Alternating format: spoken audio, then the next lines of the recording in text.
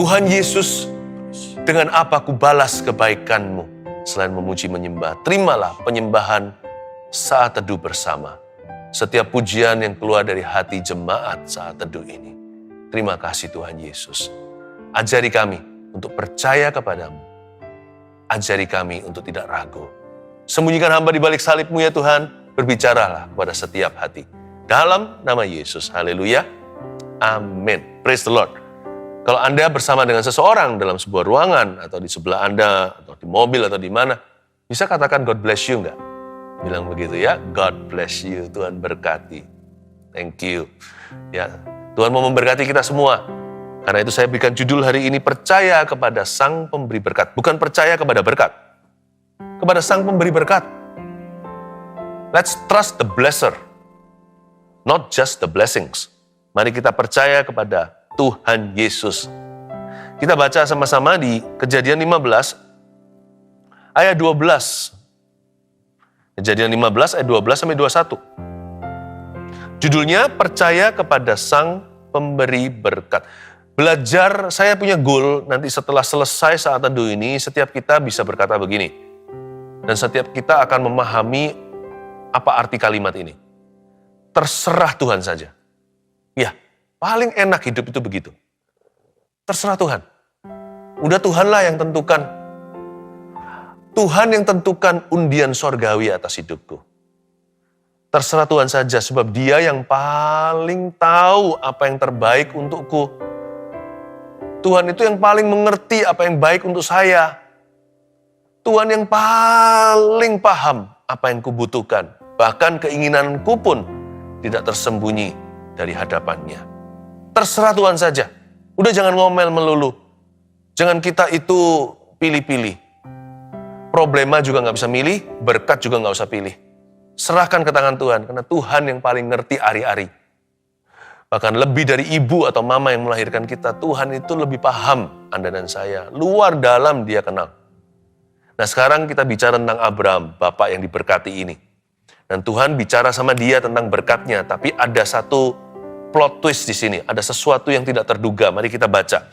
Menjelang matahari terbenam, tertidurlah Abraham dengan nyenyak. Lalu turunlah meliputinya gelap gulita yang mengerikan. Yang ini bukan setan ya, gelap gulita yang mengerikan ini bukan seperti orang yang ditindih oleh roh jahat. Tapi ini Tuhan sedang mewahyukan sesuatu yang rada gak enak. Ayat 13, firman Tuhan kepada Abraham, ketahuilah dengan sesungguhnya bahwa keturunanmu akan menjadi orang asing dalam suatu negeri. Yang bukan kepunyaan mereka. Dan bahwa mereka akan diperbudak dan dianiaya 400 tahun lamanya. Wah, yang beginian nubuatan kita gak kepingin punya. Kita kan sukanya yang bagus-bagus, yang indah-indah. Tapi Tuhan bilang begini, sesungguhnya keturunanmu akan jadi orang asing nanti dalam suatu negeri. Dia belum punya satu anak pun. Satu putra pun belum ada. Ya, mungkin waktu itu Tuhan itu sudah, meskipun Tuhan sudah berjanji sama dia, tapi dia belum punya Ishak maksud saya. Dan waktu itu dia belum dapat keturunan yang dijanjikan, sudah dapat suatu peringatan. Nanti keturunannya itu akan menjadi orang asing dalam suatu negeri. Bukan jadi majikan, jadi budak di sana. Dan mereka akan dianiaya, nggak tanggung-tanggung loh ya, 400 tahun lamanya. Waduh, kalau yang beginian siapa mau sih? Kalau dinubuatin yang bagus-bagus, semua kita antri. Tapi kalau Tuhan wahyukan sesuatu yang sifatnya di luar ekspektasi, dan sesuatu yang kita tidak inginkan, sesuatu yang menyakitkan, dan jelas-jelas di luar zona nyaman, jangan pilih-pilih sama Tuhan. Apapun Tuhan wahyukan itu pasti baik untuk kita. Meskipun kadang-kadang ada pewahyuan yang kurang baik menurut pandangan kita, tetap kalau itu keluar dari sumber Allah yang baik, semua itu akan baik pada akhirnya. Kalau saya jadi Abraham, tidak mengenal hati Tuhan, di ayat 13 saya pasti akan ngomel. Saya akan bilang begini, Tuhan niat nggak sih kasih berkat? Bisa saja saya menolak berkat itu dan berkata, Tuhan nggak usah deh, nggak usah berkat-berkatan. Karena berkat ini kompleks ternyata, ada komplikasinya. Kalau kasih berkat gitu aja kan enak, beli putus ceritanya. Tapi ini ada embel-embelnya. Aku akan memberimu keturunan, nanti Ishak akan datang. Sebentar lagi istrimu akan mengandung bayi, itu dari aku, di masa tuanya, itu keajaiban. Itu keturunan adalah perjanjian. Tapi nanti ya, Abraham, beritahu di depan dulu ya, nanti turun-temurun ya, bukan keturunanmu langsung Ishak itu, turun-temurun ke bawah itu nanti, mereka akan diperbudak di negeri orang asing, dianiaya 400 tahun. Kalau saya jadi Abraham mungkin berkata, no need, udah, gak perlu, lupakan, forget it. Tapi ternyata Abraham gak gitu, makanya dia disebut Bapak Iman bukan karena dia percaya kepada janji Tuhan tentang keturunannya. Tapi dia percaya kepada Tuhan apapun nanti penggenapannya. Dan dalam penggenapan janji itu, apapun embel-embelnya, pokoknya kalau dari Tuhan, dia makan semua, dia percayakan. Makanya dia itu Bapak Iman. Karena Abraham tidak berkata, kalau gitu nggak usah deh, nggak jadi berkatnya. Aku nggak mau. Bukannya begitu. Sebaliknya Abraham percaya kepada the blesser. Dia percaya kepada sang pemberi berkat. Asal Tuhan berkata, itu pasti baik untuk aku. Karena Tuhan tahu apa yang dia lakukan di dalam hidup saya. Tuhan tuh nggak pernah iseng. Dia itu Allah yang penuh dengan tujuan. Dan tujuannya selalu mulia. Tuhan tidak punya rancangan celaka, tapi rancangan damai sejahtera, memberiku masa depan penuh pengharapan. Karena mengenal pribadi daripada janji itu, sebelum mengenal janji itu sendiri, Abraham sudah mengenal Tuhan. Abraham tidak menaruh rasa curiga. Abraham ini beda sama Adam dan Hawa. Adam dan Hawa loh, bukan dikasih janji, berkatnya sudah di situ. Itu pun masih bisa mikir, jangan-jangan Tuhan simpan berkat lebih bagus, berkat yang lain. Lalu dia ambil dari pohon terlarang. Dia eksplorasi. Di hatinya ada berkata begini, jangan-jangan ini berkat sesungguhnya. Abraham belum lihat berkat, baru janji doang. Tapi dalam janji itu, ada komplikasi. Abraham diberitahu nanti ya, nanti keturunanmu akan mengalami masa-masa pikul salib dulu. Tapi Abraham percaya kepada Tuhannya. Seperti seolah-olah dia berkata begini, if you say so, jikalau memang Tuhan berkata demikian, bukan kehendakku yang jadi, tapi kehendakmu. Makanya keturunan Abraham turun-temurun nanti Yesus Kristus. Apa doanya di Getsemani? Ketika di hadapan Bapa berpeluh darah, Tuhan Yesus berkata seperti ini, kalau bisa cawan ini lalu. Tapi kalau nggak boleh, ya nggak apa-apa deh. Bukan kehendakku Tuhan, Allah Bapa maksudnya. Tapi kehendakmu yang jadi. Not my will, but your will be done. Kalau sama Tuhan itu jangan percaya yang bagus-bagus saja. Sebelum kita percaya ada berkat, percayalah dulu kepada sang pemberi berkat. Bagaimana berkat itu nanti diberikan, atau nanti ada juga tantangannya yang menyertainya. Apakah ada salib yang harus dipikul lebih dulu, atau nanti pasti akan ada peperangan rohani yang mengikuti, whatever, apapun juga. Kalau itu dari Tuhan, Tuhan tanggung jawab dari A sampai Z sepenuhnya, percayakanlah, jangan ragu. Pokoknya kalau dari Tuhan Yesus itu pasti baik. Paling tidak, pasti baik pada akhirnya. Tuhan tidak pernah menyesatkan. Abraham bukannya ragu, bukannya curiga, dia malah berkata dalam hatinya, if you say so, oh Lord, kalau engkau memang berkata begitu, terjadilah atasku. Sebab aku ini hanya hamba-Mu. Terjadilah atasku sesuai dengan firman-Mu. Seolah-olah Abraham berkata, I trust you completely. Aku percaya kepadamu. Dan hari itu Abraham menunjukkan iman lebih besar daripada ketika dia dijanjikan keturunan. Lalu dia percaya Tuhan memperhitungkan itu sebagai kebenaran. Tapi ketika dia dibukakan halaman keduanya, namun demikian, di dalam klosal ini, dalam term-term janji ini, nanti akan ada peperangan rohani. Abraham tidak mundur, tidak mungkir dari janji itu, dan tidak berubah pikiran. Lalu dia tidak menyesali kemudian. Dia berkata, Lord, when I believe you, kalau aku percaya kepadamu, aku percaya seterusnya. Aku percaya semuanya. Aku percaya seluruhnya. Tidak pilih-pilih, tidak tebang pilih. Tidak pilih-pilih berkat. Tidak pilih-pilih salib. Tidak pilih-pilih harga. Terjadilah sesuai dengan kehendak Allah. He trusted his blesser. Dia percaya kepada sang pemberi janji dan sang pemberi berkat itu. Sama Tuhan tuh harus gitu. Percayanya penuh. Ayat 14, tetapi bangsa yang akan memperbudak mereka akan kuhukum. Dan sesudah itu mereka akan keluar dengan membawa harta benda yang banyak. Tetapi engkau akan pergi kepada nenek moyangmu dengan sejahtera.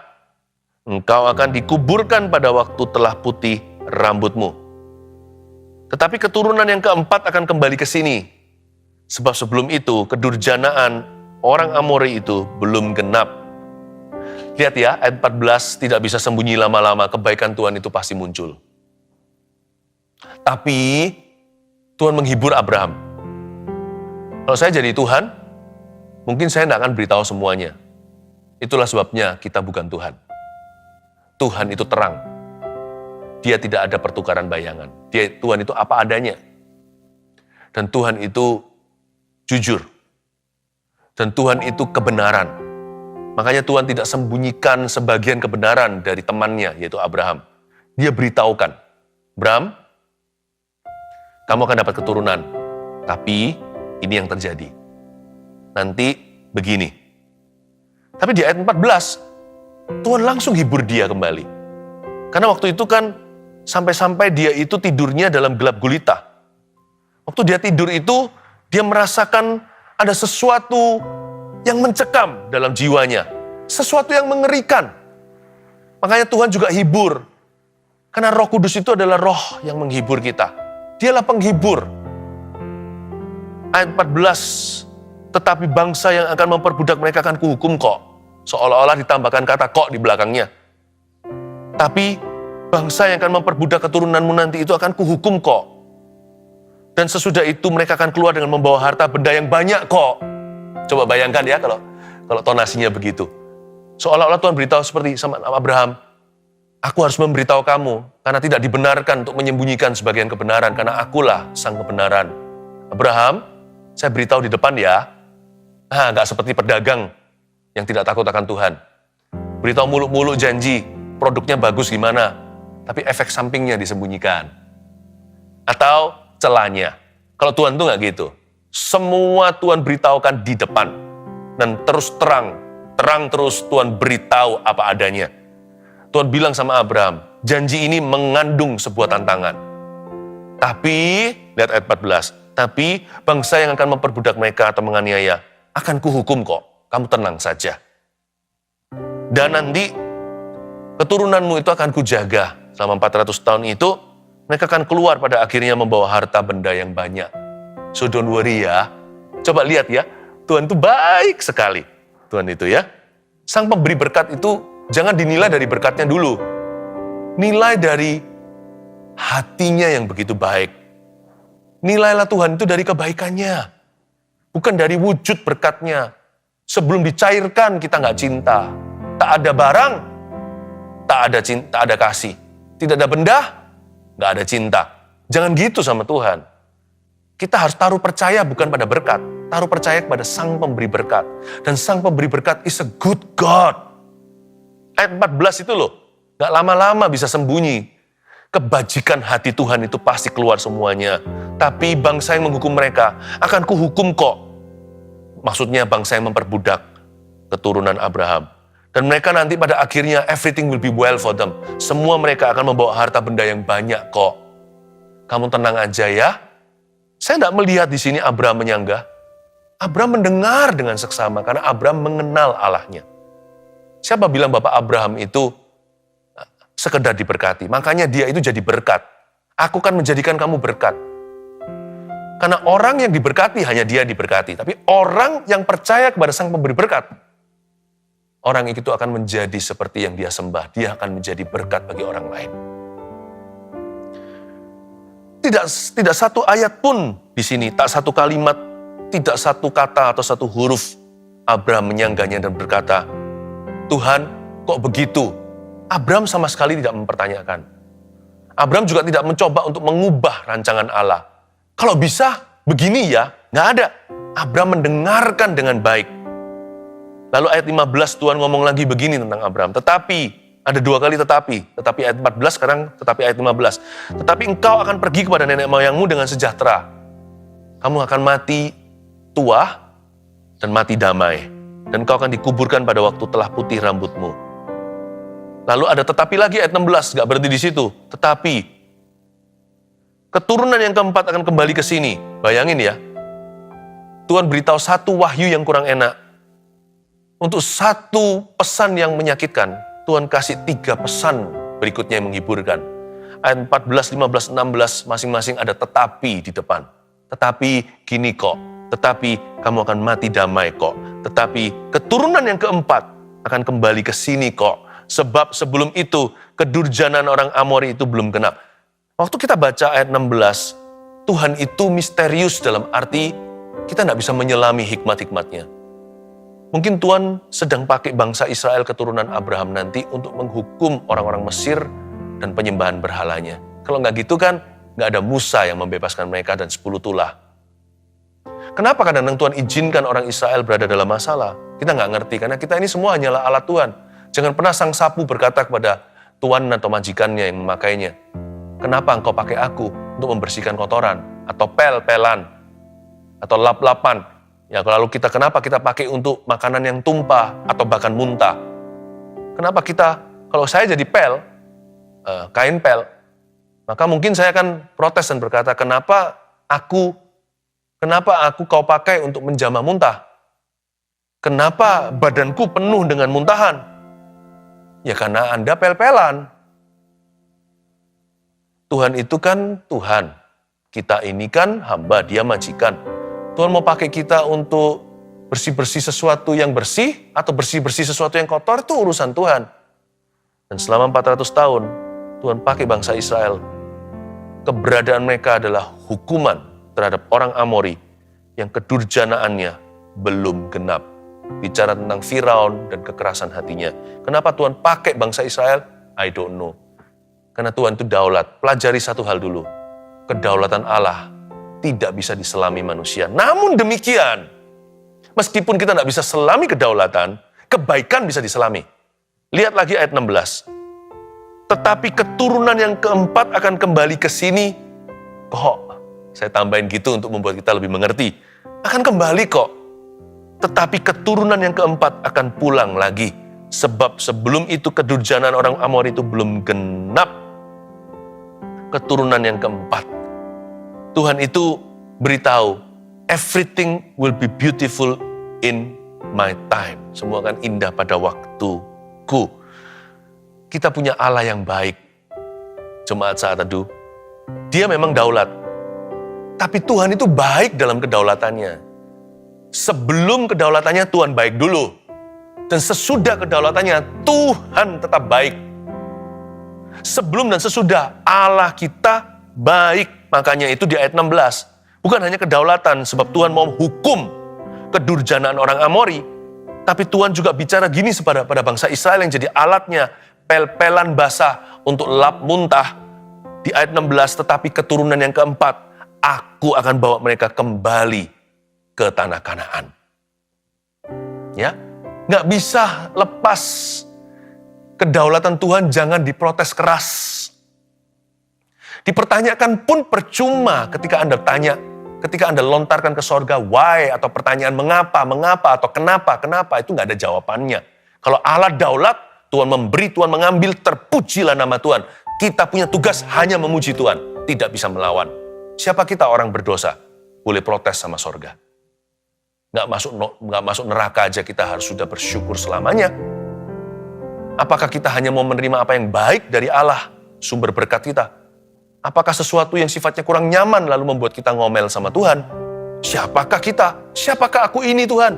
Bahkan jadi biji matamu. Dengan apa aku balas Tuhan? Kalau bukan dengan memuji dan menyembah. Kalau Tuhan mau pakai saya, keberadaan saya, kemalangan saya, untuk memuliakan Dia, terserah Dia. Tuhan tahu apa yang saya butuhkan. Tuhan paling mengerti bagaimana memperlakukan kehidupanku ini.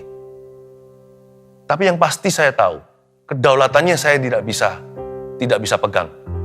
Saya nggak bisa atur Tuhan. Tapi kebaikannya tidak diragukan lagi. Sekalipun saya dipakai oleh Tuhan untuk menggesek orang Amori, seperti orang Israel contohnya begitu. Tapi keturunan yang keempat pasti akan kembali. Dalam kedaulatan saya tidak mengerti. Tapi kebaikan Tuhan tidak pernah gagal datang dalam kehidupan kita. Kenapa Tuhan izinkan ini terjadi?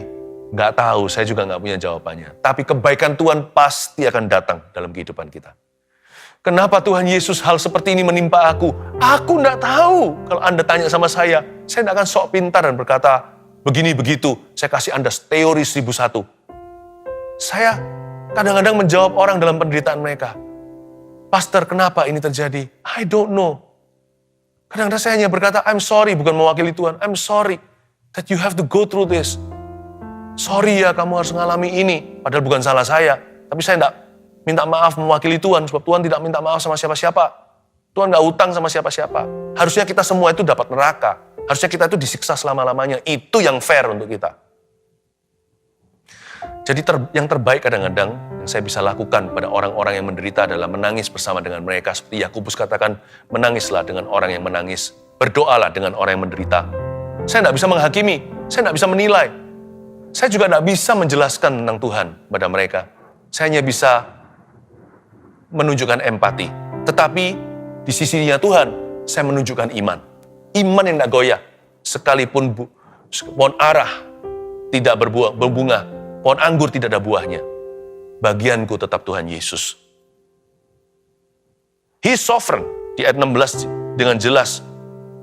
Tuhan pakai keturunan Abraham. I will use your descendants. Aku akan memakai keturunanmu untuk menghajar orang Amori. Tapi mereka harus diperbudak dulu. Karena kejahatan mereka akan semakin nyata ketika orang Israel ada di sana. Tapi keturunan keempat, mereka akan kembali ya. Kamu jangan khawatir kok Abraham. Aku setia. Dalam kedaulatannya, Tuhan tetap baik. Sebelum dan sesudah kedaulatan, tetap yang bertahta adalah kebaikan. Ayat 17. Ketika matahari telah terbenam dan hari menjadi gelap, maka kelihatanlah perapian yang berasap beserta sulu yang berapi lewat di antara potongan-potongan daging itu. Pada hari itulah Tuhan mengadakan perjanjian dengan Abraham serta berfirman, kepada keturunanmu lah kuberikan negeri ini, mulai dari sungai Mesir sampai ke sungai yang besar itu, sungai Efrat, yakni tanah orang Keni, orang Kenas, orang Kadmon, orang Het, orang Feris, orang Refaim, orang Amori, orang Kanaan, orang Girgasi, dan orang Yebus itu. Ayat 17 sekali lagi, ketika matahari telah terbenam dan hari menjadi gelap. Tadinya dia tertidur pulas, lalu ada kegelapan meliputi, gelap gulita yang mengerikan. Lalu maka kelihatanlah perapian yang berasap beserta sulu yang berapi lewat di antara potongan-potongan daging itu. Di ayat-ayat sebelumnya enggak kita baca di saat teduh ini, tapi yang saat teduh yang lalu, saya jelaskan bagaimana Abraham mempersiapkan hewan-hewan persembahan. Dia mempersiapkan korban. Ya. Lalu ternyata lewat di antara potongan daging itu, perapian yang berasap beserta sulu yang berapi. Apa ini? Ini adalah penampakan pertama tiang api dan tiang awan, you see. Sadarkah Anda? Tiang api, tiang awan zaman Musa nanti yang membawa keluar bangsa Israel dari negeri Amori, dari Firaun dan tentaranya, perbudakannya di Mesir. Tiang awan, tiang api kan muncul selama di padang gurun bangsa Israel. Sejak waktu dia keluar, Tuhan membelah Laut Merah. Lalu ketika malam hari supaya mereka hangat kasih tiang api. Ketika siang kepanasan dikasih tiang awan agar sejuk bangsa ini. Tiang awan, tiang api ternyata sudah ada previewnya, ada trailernya. Tuhan tuh baik ya. Tuhan gak hanya beritahu dalam gelap gulita, nanti keturunanmu Abraham akan dianiaya. Tapi Tuhan juga memberi preview penyertaannya nanti. Allah kita itu selalu tapau atau memberikan kita bekal sebelum kita itu dicobai. Tuhan itu selalu memberi kita senjata sebelum perang. Sebelum kita dianiaya sudah diberikan ketabahan dan kekebalan. Tuhan itu tidak pernah biarkan kita yatim piatu atau telanjang di hidup ini. Tuhan itu baik sekali. Ada preview ternyata kalau Anda lihat, hari itu Abram sampai nanti ke Musa, itu masih lama. Masih lama. Tapi Tuhan sudah kasih Abraham ini, teman atau sahabat Tuhan, sebuah hint atau sebuah bocoran nanti gimana Tuhan akan memperlakukan keturunannya. Tuhan bahkan tidak sebut Musa, Abraham tidak kenal Musa, beda generasi. Ya. Dan ternyata apa yang jalan di antara potongan hewan, potongan daging itu, kelihatanlah di ayat 17, perapian yang berasap, itulah tiang awan beserta sulu yang berapi, itulah tiang api. Catat ini, berkatmu hari ini jangan pernah pilih-pilih, berkat sekecil apapun tetap adalah berkat. Berkatmu hari ini adalah preview berkatmu di masa depan. Tulis itu. Berkat yang Anda lihat sekarang itu yang sempat membuat Anda terpesona. Ya, itu sebenarnya adalah bocoran dari Tuhan gimana nanti Tuhan akan penuhkan suatu hari. Berkatmu sekarang ini seperti sebuah tanda bagaimana Allah akan memberkati Anda di kemudian hari. Bahkan bukan hanya di zamanmu, berkat yang Anda alami sekarang ini adalah preview, adalah suatu intipan dari sorga. Kita bisa mengintip dari jendela berkat yang kita alami sekarang. Makanya jangan mengeluh gini, 5 roti 2 ikan, hanya 7 doang. Padahal ada 5.000 orang. Kalau Anda bisa lihat 5 roti 2 ikan itu sebagai berkat, bentar lagi 5.000 orang akan diberkati. Karena berkat yang Anda alami sekarang, sekecil apapun itu juga, itu adalah tanda bagaimana Allah akan memberkati keturunanmu. Ya, belajarlah curiga yang indah. Ayo, jangan-jangan saya dikasih berkat ini sekarang, karena nanti tahun depan, engkau akan cukupkan. Ayo jangan-jangan, aku diberkati begini, nanti akan dilimpahkan di zamannya putra-putriku. Apa hanya bisa main piano pakai 1 jari, ting-tong, ting-tong, tapi bisa jadi lagu, anaknya nanti seperti Mozart mainnya. Jangan pernah remehkan sesuatu yang sifatnya sederhana. Hutang belum keluar, saya masih sekarang cicil pelan-pelan, tapi cicilan selalu bisa. Tiap bulan selalu ada. Jangan-jangan berkat bulanan Tuhan berikan, Anda bisa lihat kemudian hari, Tuhan sudah sediakan apa yang tahunan Anda akan nikmati suatu hari nanti. Jangan pernah kita itu merasakan berkat kita terlalu kecil lalu iri hati. Ingat, every blessing is a preview. Setiap berkat itu adalah tanda ilahi. Kalau orang menaruh percaya kepada Sang Pemberi berkat, dia akan menaruh curiga kepada berkat-berkatnya. Curiga yang indah, dia akan berkata, wow! Sayangnya pada waktu kejadian 5.000 orang lapar di bukit itu, ketika Yesus berkhotbah sabda bahagia, kok nggak ada ya yang excited dan berkata, 5 roti 2 ikan, ayo Tuhan mau lakukan apa? Jangan-jangan 5.000 orang ini nanti akan makan. Kami pulang bawa 12 bakul, ditapaukan masing-masing 12 rasul itu untuk orang-orang di rumahnya. Saya bukan bicara tentang berkat materi, saya bicara tentang hati yang percaya. Haleluya. Gak tahu kenapa ya waktu saya khotbahkan ini saya sampaikan kepada Anda, hati saya berbunga-bunga di sana. Sekalipun mungkin buah arah tidak ada bunganya. Saya berbunga-bunga. GR lah sama Tuhan. Saya mending GR daripada minder. GR paling sama Tuhan difermak, dibener-benerkan sedikit, diramping-rampingin. Tapi nanti Tuhan pasti melampaui ekspektasi. Karena Tuhan tidak mau kalah sama manusia. Daripada saya minder, selalu kelewatan Tuhan. Saya percaya kepada Sang Pemberi berkat. Karena Dia baik. Kalau Tuhan sekarang beritahu sama saya, Philip, nanti kamu akan diberkati begini, tapi namun demikian, nah itu nggak enak. Kamu harus selalu ini. Nanti mungkin kamu diproses dulu, masuk kuliah rohani. Kamu akan ditolak dulu, mungkin kamu akan disalah mengerti, kamu akan diusir. Tapi setelah itu, tetapi kamu akan aku berkati setelahnya. Tetapi kamu akan berkembang ke kiri dan kanan kok. Sesudahnya, tetapi gak apa-apa saya berkata Tuhan, let your will be done. Nggak gampang ya. Kalau saya lebih baik saya nggak tahu daripada saya tahu tantangannya apa. Tapi kalau sampai saya diberitahu, saya tetap akan usahakan. Saya angkat dua tangan menengadah ke sorga dan berkata, terjadilah kepada hamba-Mu sesuai firman-Mu. Bukan kehendakku, tapi kehendak-Mu yang jadi. Sebab percaya saya bukan pada berkat sesuai ekspektasi. Percaya saya kepada Sang Pemberi berkat ketika saya, bahkan saat saya kurang memahami berkat-berkat itu sendiri. Haleluya. Mari kita sama-sama masuk ke hadirat Tuhan untuk menerima berkat yang baru hari ini yang Tuhan sudah sediakan.